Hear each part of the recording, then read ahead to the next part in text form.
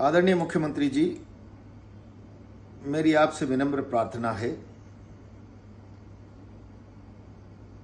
आप राजस्थान की परंपराओं को जिंदा रखिए। विश्वास के सेतु को मत टूटने दीजिए।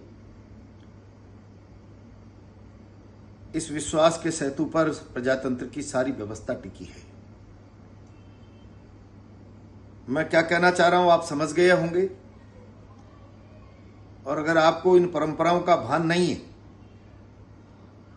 तो इसका जीवंत उदाहरण आपने अपने समक्ष प्रत्यक्ष रूप से देखा है। 25 फरवरी को राजस्थान विधानसभा का घेराव आप टलवाना चाहते थे।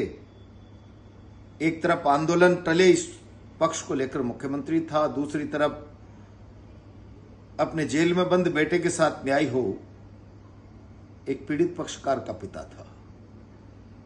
ये वार्ता होने से पहले मैंने कहा था, जरा ये सरकारों की प्रैक्टिस मैं जानता हूं, आप इस पर लिखित में बात करना, सशर्त बात करना। कितना बड़ा बड़प्पन एक उम्रदराज व्यक्ति ने दिखाया।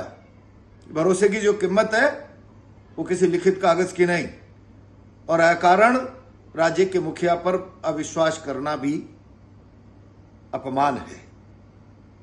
मैं परंपराओं के विपरीत जाकर बात नहीं करूंगा। एक जीवन का अनुभव, राज्य की परंपराओं को समेट कर चलने का अनुभव, बाहर आकर कितना इत्मीनान से कहा। बहुत सौहार्दपूर्ण वातावरण में मुख्यमंत्री जी से बात हुई है और कहा है सब ठीक हो जाएगा, सब ठीक हो जाएगा। हम आंदोलन अब 25 तारीख का वापस ले रहे हैं। देखिए आप परंपराओं को लेकर एक उम्रदराज व्यक्ति का बड़प्पन।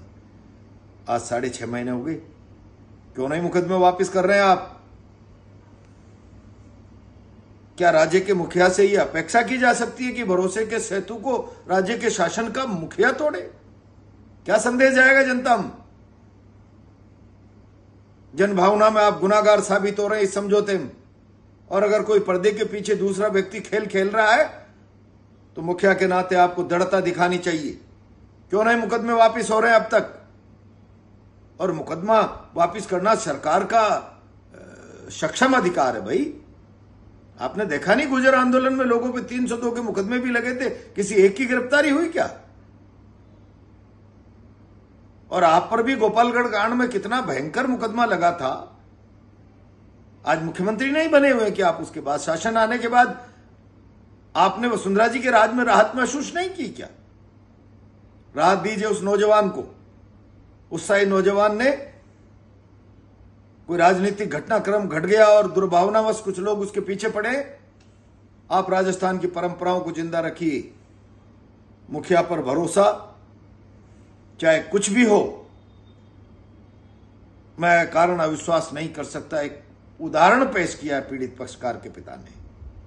अब आप उदाहरण आप पेश करिए।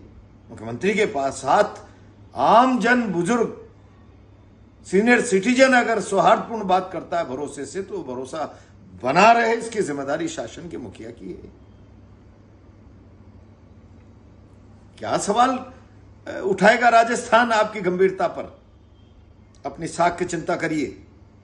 इस प्रकरण में राजस्थान शासन के मुखिया के नाते आपको गुनाहगार की तरह देख रहा है।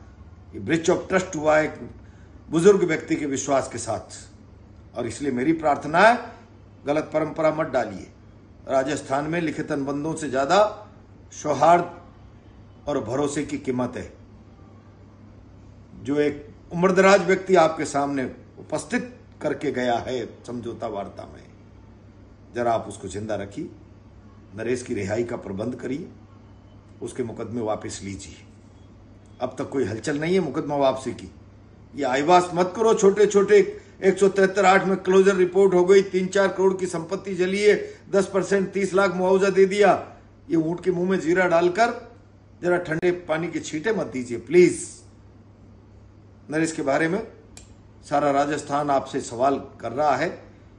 अब उस विश्वास के सेतु को जिंदा रखना ना रखना आपके जिम्मे है, पर ये सोच लेना अगर ये परंपराएं टूट गई तो राज्य के मुखिया को लेकर राजस्थान में क्या धारणा बनेगी, इसकी भी आपको चिंता करनी चाहिए। धन्यवाद।